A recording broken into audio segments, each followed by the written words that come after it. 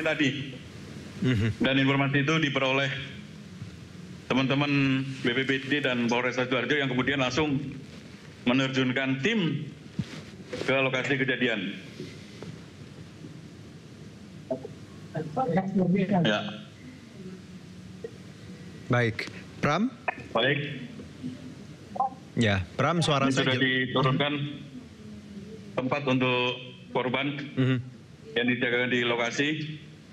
Saya awalnya hendak mendekat untuk melihat lokasi, namun karena kondisi lokasi yang tidak memungkinkan, akhirnya petugas mencoba untuk menutup lokasi dan melarang siapapun untuk masuk kecuali dari petugas evakuasi.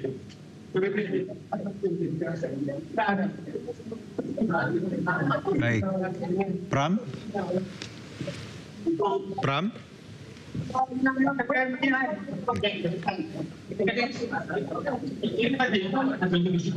Petugas masih berusaha untuk melakukan koordinasi.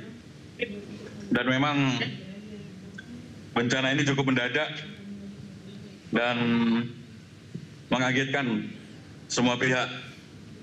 Tidak hanya di lingkungan Pondok Pesantren Al-Ghozi ini, di luar di tepi Jalan Raya Buduran, petugas juga sudah mulai buka tutup jalan raya.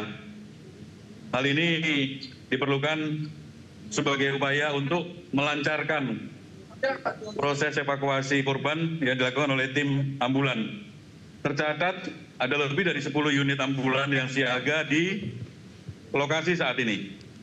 Dan di tempat saya berdiri ini adalah pintu utama masuk di lokasi pondok pesantren. Jadi tadi para santri ini sedang melakukan kegiatan di pondok pesantren, kegiatan jemaah mengaji dan sholat asar, dan mereka tidak mengira bangunan yang belum jadi ini ternyata akhirnya roboh dan informasinya menimpa sejumlah korban. Namun hingga detik ini korban pun juga belum bisa didata siapa saja yang sudah dibawa oleh tim SAR dari BPBD Sidoarjo. Ini masih berlangsung.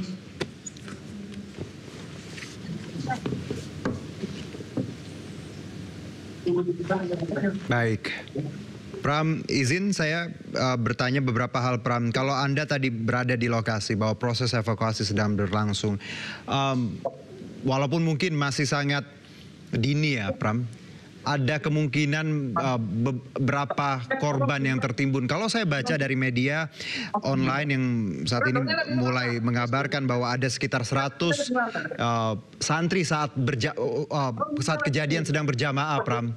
Boleh Anda validasi data di lapangan kira-kira seperti apa, Pram? Ya, memang informasi awal kami peroleh mencapai ratusan untuk korban. Namun begitu kami berada di lokasi kejadian, kami mencari data yang ada, semuanya belum bisa menunjukkan kira-kira berapa orang. Namun yang jelas kalau dilihat dari keseharian, sehari-hari kegiatan aktivitas di Pondok Pesantren Al-Ghozi di Buduran ini, memang sore hari ini adalah jam-jam padatnya kegiatan santri. Mereka biasanya diisi dengan jam mengaji setelah sholat asar hingga maghrib dan isya usai. Namun saya juga belum bisa mendapat keterangan apakah gedung baru ini sudah digunakan untuk tempat aktivitas.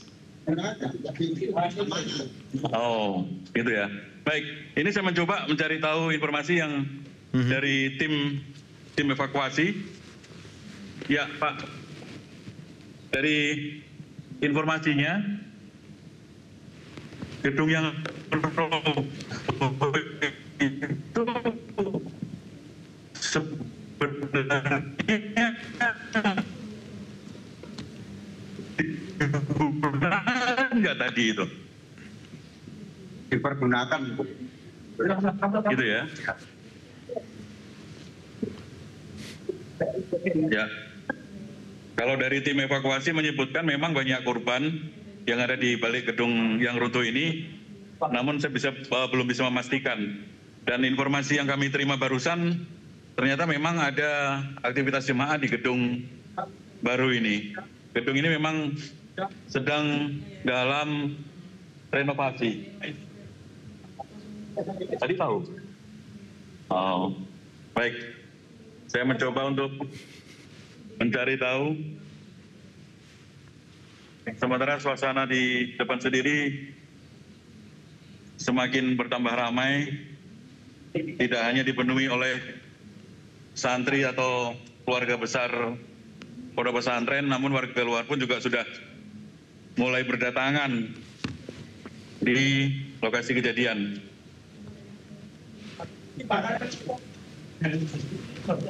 Ini kami mencoba menunggu ada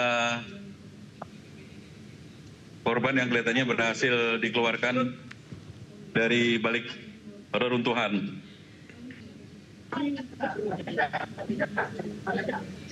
Sambil kita mengorek data, sebenarnya gedung yang roboh ini digunakan untuk apa pada saat kejadian?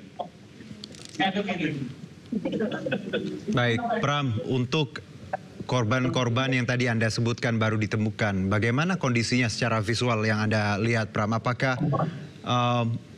masih bisa diselamat atau sudah meninggal, Pram? Ya, dari korban yang ada tadi, secara visual saya melihat tadi sudah langsung masuk ke ambulan. Jadi kami tidak bisa mengejar karena memang jalan masuk ke pondok pesantren dari jalan raya ini sudah ditutup oleh polisi untuk proses evakuasi. Tapi dari beberapa informasi yang di lokasi menyebutkan rata-rata korban mengalami luka, namun belum diketahui apakah meninggal atau hanya mengalami luka. Baik. Dan tadi sempat Kapolresta juga belum bisa memastikan berapa korban yang ada, bagaimana kondisi gedung dan seperti apa. Ini petugas sedang mencoba menggunakan alat berat, sejumlah peralatan untuk bisa menembus ke balik gedung.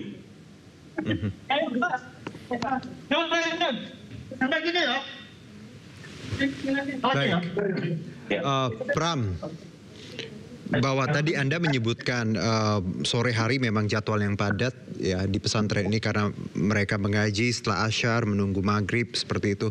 Untuk santri yang lain, Pram, saat ini bagaimana mereka yang memang tidak bergabung di musola atau masjid tadi? Apa aktivitas yang mereka lakukan dan seperti apa? Mungkin Anda sempat ngobrol? Ya, santri yang berada di lokasi yang tidak terkena musibah, maksudnya yang selamat. Ya. Tadi saya lihat sempat duduk-duduk di sekitar lokasi di bagian dalam. Tadi saya sempat masuk, mereka juga berusaha membantu tim SAR untuk mencari korban. Baik, dari pihak pesantren Ini sendiri, adalah Pram? suasana di depan. Dari pihak pesantren sendiri, Pram, sudah ada yang bisa Anda temui mungkin untuk bicara? Ya, sampai detik ini saya belum bisa menemui pihak pesantren. Ini suasana kantornya, kantor pesantren yang kosong. Baik, Pram, ini juga sebagai background ya, yang saya... Hanya ada santri. Ya, Pram. Tadi sempat tahu kejadiannya. Ya, ini saya bersama dengan salah satu saksi. Silakan. Ya, Mas.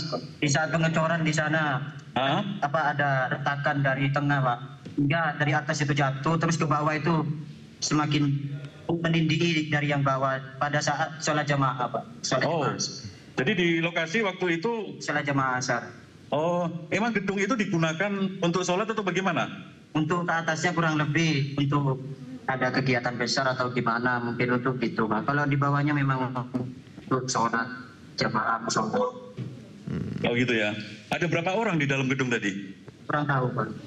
Oh, terus gedung itu sebenarnya belum jadi ya? Masih renovasi atau bagaimana? Kalau yang lantai 1 udah.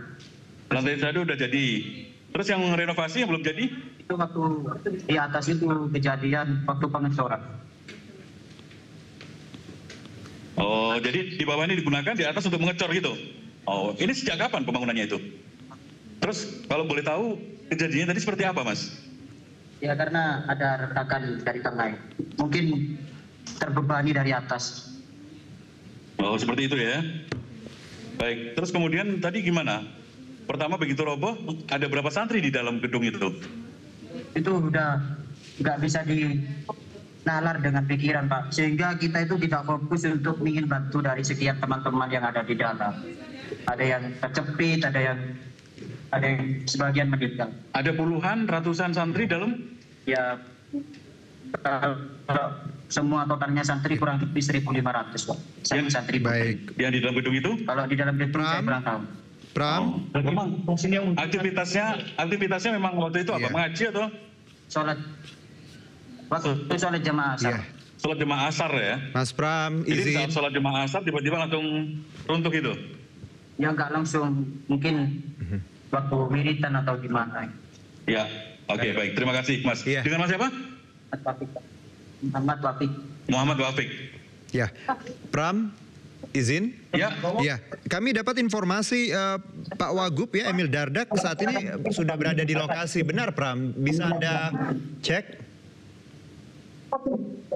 Ya, saya saat ini berada di pintu masuk utama dan belum melihat wakil gubernur ataupun pejabat yang datang ini. Oke, karena berdasarkan informasi. Oh, di belakang ya? Oh, maaf. Oh, oke. Ini informasi yang kami terima ternyata di belakang gedung. Boleh Pram mungkin Anda coba mendekat ke posisi Pak Wagub Emil Dardak? Baik. Baik, coba saya mencari jalan untuk ke belakang gedung.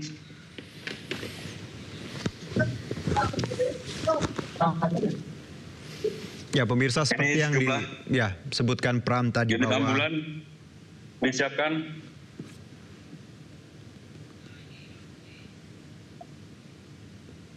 bangunan yang roboh memang sedang direnovasi dan di lantai 1 digunakan untuk sholat berjamaah, sementara lantai 2 sedang berlangsung renovasi. Dan tadi sebelum asar kejadian ini Ya. berlangsung. Silakan Ini Pram. saya ambil dari sisi timur bangunan. Ada kan? Pak Wagub nanti. Ya. Ini kami mencoba untuk menghubungi Bapak Wakil Gubernur. Bapak Emil Dardak, mohon izin dari iNews. Ini bagaimana untuk kondisi hingga saat ini? Ada yang terjebak di dalam. Terus kita harus memastikan ini bangunan masih belum stabil. Jadi alat berat dipakai untuk mencoba menyangga titik-titik yang sangat rentan itu tadi. Oksigen dan minuman dipastikan harus bisa diberikan kepada anak yang masih terjebak di dalam. Ya. Informasi yang Pak Wagub terima, ada berapa korban di dalam ini? Ini masih kita pastikan. Ya, mohon doanya teman-teman. Kita fokus satu komando dipimpin oleh Basarnas, Pak Didit namanya. Beliau memimpin, tapi semua elemen BPBD, Kabupaten, Provinsi, dan TNI Polri turun untuk memastikan operasi ini dapat full dukungan peralatan dan personil. Ya, baik. Jadi ke dalam ini seperti apa? Ya, pemirsa, untuk mengetahui bagaimana kondisi Pondok Pesantren Al-Ghozi ini selama ini, telah bersama saya Bupati Sidoarjo. Bupati Sidoarjo, Bapak Haji Subandi. Pak Bani, kondisi Al-Ghozi ini sebenarnya bagaimana sebelum roboh ini, Pak? Tapi kalau kita lihat terkait masalah konstruksinya, ini besi-besinya sudah ada. Maka dari itu kita melihat bentuknya besi, ada besi 6, 10. Nah ini standar konstruksinya itu tidak sesuai. Ya. Mestinya kalau ada izin semuanya kita akan mengeluarkan terkait INB-nya ya sesuai dengan konstruksi. Kalau kedatangan ini kan kayaknya belum berizin karena tempatnya cukup. Baik, berarti renovasi bangunan ini nggak ada izin dari Pemkab atau bagaimana Pak Bupati? Kalau ini kita belum memastikan ya, coba nanti kita pastikan ya, apakah ini ada izinnya atau tidak. Kalau biasanya pondok itu dibangun dulu baru izin. Nah, biasanya seperti itu. Nah, makanya hari ini kita berupaya semaksimal mungkin di mana cara menyelesaikan persoalan yang ada rubuhnya masjid yang ada di Pondok Al-Fuji. Karena ini masih ada anak kecil, masih ya. Nah ini kita alat berat kita upayakan hari ini dan segera datang udah karena kita ada cepat. Dari informasi yang ada bangunan baru ini tadi ada aktivitas atau enggak Pak Bupati ya? Ini tadi kan anak-anak kan sholat. Ya anak-anak sholat, ada utama, ya ada tor di atas, akhirnya rubuh semua. Nah ini kita perkirakan yang lebih hampir 300-an barangkali ya. Ini kita masih belum tahu. Semuanya berapa, nanti itu aja kita tidak bisa menyampaikan, gitu ya. Ya. Kemudian tindak lanjutnya sendiri bagaimana dari Pemkab Sidoarjo dengan kejadian ini Pak Bupati? Ini kita sudah menyiapkan, nanti kita mitigasi ya. Terkait bangunannya seperti apa kita belum tahu ya. Dan nanti kita mitigasi hasilnya seperti apa, dan nanti ini dimandatkan oleh Pak Wagub. Intinya kita akan mengikuti prosesnya seperti apa, biarkan nanti dan segera ada penanganannya. Kalau dari informasi yang masuk ini bangunan dibangun kapan yang bangunan baru ini Pak Bupati? Bangunan ini dibangun ini sudah lama. Cuma terus terus dibangun ini yang bangun pondok. Konstruksinya anak pondok. Nah, makanya yang kita tanyakan apakah konstruksi ini sudah sesuai atau belum. Oh, berarti tambahannya hanya gedung bagian atas saja ya? Betul. Yang bagian bawah udah lama? Sudah lama. Yang bagian bawah udah berapa lama Pak Bupati? Nah, kali ini kita tidak tahu ya, karena tidak ada izinnya, kita juga belum tahu. Mana coba nanti hasil mitigasinya seperti apa sampai seperti ini. Kalau kita melihat dengan kondisinya bersih-bersih kan tidak sesuai dengan konstruksi kita. Iya. Ya, apa dulu ya. Iya Pak Bupati, informasi terkini mungkin sudah terdata berapa korban Pak? Ini belum bisa, karena kondisinya ini masih di dalam. Oh. Ya, ini juga ada yang masih meninggal di dalam juga, ada anak kecil juga. Nah, hari ini kita tidak berani menyampaikan dulu sebelum mitigasi semua dilakukan. Iya. Ya. Terus untuk semua korban ini dilarikan ke RSUD Sidoarjo atau bagaimana Pak? Ya, nanti lari ke sana semua. Nah, ini masih nunggu kita. Tapi sebagian sudah ada di sana. Ini berapa orangnya kita belum koordinasi ya. Nah, mudah-mudahan nanti setelah alat berat datang, semua nanti bisa dilihat di dalam itu berapa yang meninggal, yang masih hidup berapa. Nah, ini kita masih. Oke, baik. Terima kasih Pak Bupati. Baik, Jono dan pemirsa. Jadi itu tadi penjelasan langsung Wakil Gubernur Jawa Timur Emil Dardak dan juga Bupati Sidoarjo Bapak Haji Subandi yang saat ini pun juga masih berada di lokasi kejadian. Seperti yang disampaikan oleh Pak Bupati Sidoarjo Haji Subandi, bahwasanya pembangunan gedung Pondok Pesantren Al-Fuji ini belum ada izin dari pihak Pemkab Sidoarjo, dan ternyata bangunan yang baru adalah bangunan lantai atas.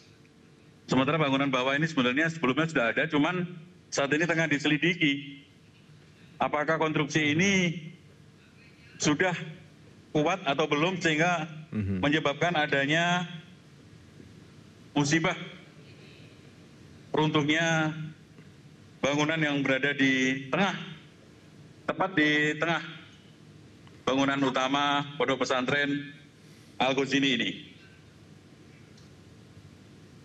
Kita lihat Bupati sedang koordinasi dengan pihak Pondok Pesantren. Baik. Didampingi oleh Kapolres Sidoarjo. Baik, Mas Pram. Kombes Pol Christian Tobing yang saat ini juga tengah melakukan pendataan dan melihat kondisi lokasi. Lampu penerangan telah dinyalakan oleh petugas BPBD untuk membantu proses evakuasi. Sementara kita lihat di layar monitor, petugas sedang mengirimkan tabung oksigen di lokasi. Pram, izin kita tahan sebentar Pram. Kami akan kita akan coba terhubung dengan Yoyo juga yang ada di lokasi. Sebentar ya Pram ya, Anda tetap di sambungan Zoom. Kita ke Yoyo. Assalamualaikum, selamat sore Mas Yoyo. Ini Mas Yoyo. Juno di studio, Mas. Oke. Mas Yoyo? Baik, nampaknya belum tersambung. Kita kembali ke Mas Pram. Mas Pram? Mas Pramono? Mas Pram? Ya, Mas Pramono?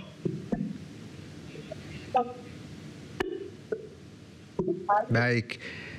Pemirsa, seperti yang dilaporkan ada beberapa informasi yang bisa kami rangkum bahwa tadi Wagub ya, Pak Dardak sudah berada di lokasi kejadian dan beliau menyebutkan bahwa proses evakuasi memang saat ini berlangsung dan fokus dari tim penyelamat gabungan yaitu memberikan oksigen untuk korban yang kemungkinan masih berada di reruntuhan untuk bisa bertahan karena kemungkinan juga kondisi mereka masih hidup dan bisa diselamatkan. Ya, dan Bupati Sidoarjo juga tadi Pak Subandi hadir di tempat kejadian dan menyebutkan bahwa bicara izin Pemkab belum bisa dipastikan apakah renovasi ini sudah mendapatkan izin. Dan sedikit gambaran atau background pemirsa dari bangunan yang roboh ini. Kalau dari informasi yang kami dapat tadi bahwa bangunan pesantren ini berbentuk U dengan bangunan yang roboh itu berada di tengah dari bangunan pesantren. Jadi bangunan utama melingkar berbentuk U dan mengelilingi bangunan renovasi yang roboh saat ini. Dan bangunan renovasi sendiri diperuntukkan untuk beberapa aktivitas karena tadi ada beberapa lantai. Lantai 1 disebutkan bahwa untuk sholat berjamaah seperti itu. Sementara lantai 2 ini adalah lantai yang sedang direnovasi bahkan sedang dicor. Jadi kurang lebih seperti itu background atau gambaran. Kita ke rekan Yoyo terlebih dahulu. Mas Yoyo, Assalamualaikum. Suara saya jelas, Mas Yoyo? Halo. Ya, bisa dengar Juno, Mas Yoyo ya, di studio? Ya, siap. Ya, Mas Yoyo, silakan Anda ya dengan laporan Anda saat ini. Silakan.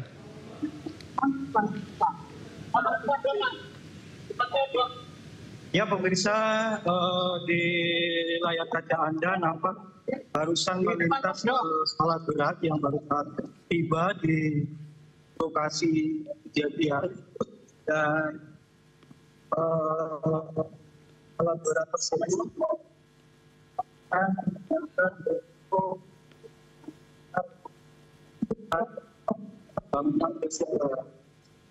selain itu di lokasi juga masih nampak beberapa mobil ambulan yang terparkir di halaman masjid. Demikian, kembali ke studio. Baik, Mas Yoyo, tadi Anda menyebutkan ada alat berat di lokasi. Boleh Anda gambarkan, tadi kalau kita lihat juga ada beberapa alat berat jumlahnya dan jenisnya, Mas Yoyo.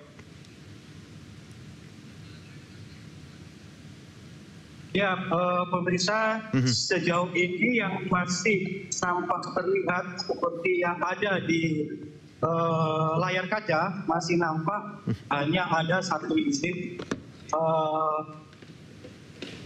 mobil, maaf maksud kami alat berat yang untuk mengangkat puing-puing musola yang roboh. Baik. Demikian. Mas Yoyo, ini ya. Studio. Sekarang 17.43 waktu Indonesia Barat.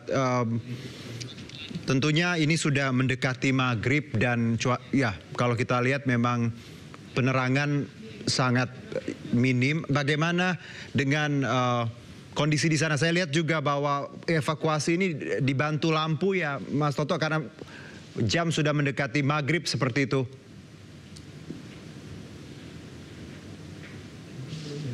Iya, bisa dapat saya laporkan juga.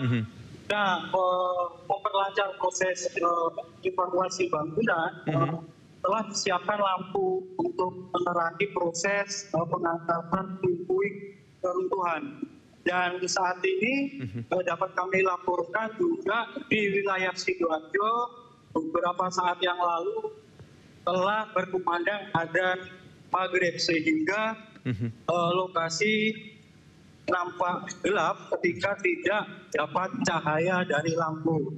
Dan pemirsa dapat disaksikan bahwa beberapa tim Basarnas atau BPBD Jatim telah tiba di lokasi dan telah siap untuk melakukan proses evakuasi. Demikian, kembali ke studio. Baik, Mas Yoyo, ini juga dari informasi yang kami dapat bahwa kalau kita bicara Al-Khazini ini pesantren ya, ini salah satu pesantren tertua di Jawa Timur. Apa informasi yang Anda dapat terkait pesantren ini? Apakah memang ini pesantren yang cukup terkenal di Sidoarjo? Iya, bisa dapat kami laporkan bahwa untuk pesantren Al-Khazini yang berada di Siwalan Panji, Kecamatan Buduran, Sidoarjo ini memang salah satu pondok pesantren yang tua di Kabupaten Sidoarjo atau mungkin bahkan di Jawa Timur. Bahkan dari informasi yang beredar di masyarakat bahwa tokoh ulama-ulama terdahulu seperti Mbak Yai Hasyim Asy'ari diinformasikan juga pernah mondok di pondok pesantren ini. Demikian. Baik. Baik, Mas Yoyo. Karena dari informasi yang kami dapat memang pondok pesantren ini tadi cukup tua dan renovasi sendiri ya kemungkinan ini gedung baru atau mungkin memperbaiki gedung lama, tapi nanti validasinya. Dan tadi data yang Anda sebutkan juga sama dengan data yang saya terima bahwa sejumlah ulama besar pernah mondok di sini ya. Salah satunya Kiai Haji M. Hasyim Asy'ari dari Tebu Ireng Jombang itu pernah mondok di Al-Khazini ini. Baik, Mas Yoyo, satu mungkin kalau kita lihat sendiri visual di saat ini sangat padat dan juga sudah gelap seperti itu. Apakah proses ini nantinya juga akan menemui banyak kendala karena waktu kita berburu dengan waktu juga dan reruntuhan ya dan juga kondisi yang cukup labil. Bagaimana Anda bisa menggambarkan sebenarnya di lapangan, Mas Yoyo? Ya, betul, diperkirakan memang proses evakuasi akan memakan waktu yang lama mengingat material reruntuhan dari pondok pesantren yang roboh ini tampak sangat parah. Seperti yang ada di depan layar kaca ini, pemirsa, bahwa reruntuhan bangunan yang roboh ini terlihat sangat berat sekali atau mungkin materialnya banyak yang terbuat dari beton, sehingga diperlukan tenaga mesin yang maksimal dan diperkirakan ini juga akan memakan waktu yang lama. Selain itu dapat dilihat di sekitar area bangunan yang roboh ini lokasinya sepi sehingga akan masuk kami sempit sehingga akan mempersulit proses evakuasi. Ya. Demikian, kembali ke studio. Dan kalau kita lihat juga Mas Yoyo, izin bahwa jalanannya juga ya tempat alat berat masuk ini ke lokasi cukup sempit ya Mas Yoyo.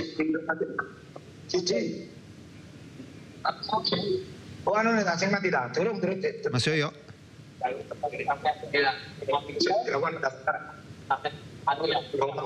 Ya, Mas Yoyo masih bersama saya?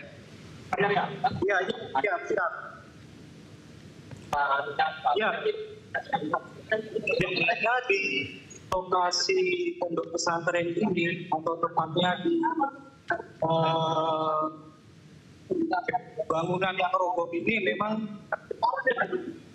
lokasinya sangat sempit. Selain itu memang akses masuk ke lokasi juga sangat sempit. lokasi pondok pesantren Al-Gojini ini berjarak dari jalan raya Sidoarjo Surabaya itu sekitar 500 meter. Namun akses dari jalan raya pesantren ini sangat sempit, hanya cukup roda 4. Sehingga ketika melakukan proses evakuasi, korban juga akan diperkirakan akan mengalami kendala. Demikian kembali ke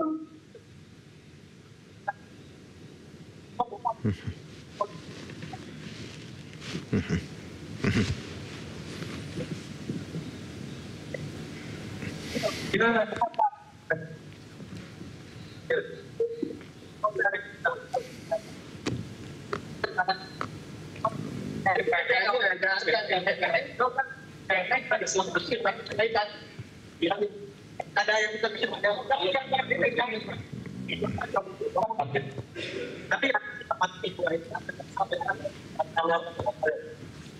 apa di tempat itu jadi mau dicoba pakai apa Pak. Baik, pemirsa, kita akan jeda terlebih dahulu untuk kumandang azan maghrib untuk wilayah Jakarta dan sekitarnya. Dan breaking news selanjutnya akan dilanjutkan bersama rekan kami Kevin Pakan. Terima kasih.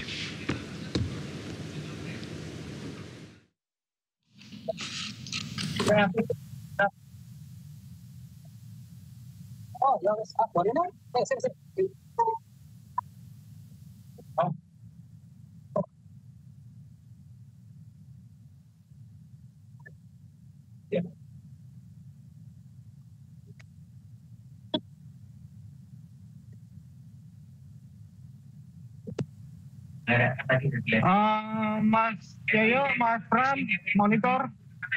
Ya, monitor Pram. Nanti standby di kapal lagi ya. Kalau misalkan ada pertanyaan nama ini, ada pakai mic, ini nggak pakai headset Bluetooth atau pakai headset kabel? Jadi kita nggak pakai apa-apa Mas, berarti langsung lompat dari. Makanya untungnya aja, aduh, baru mau makan.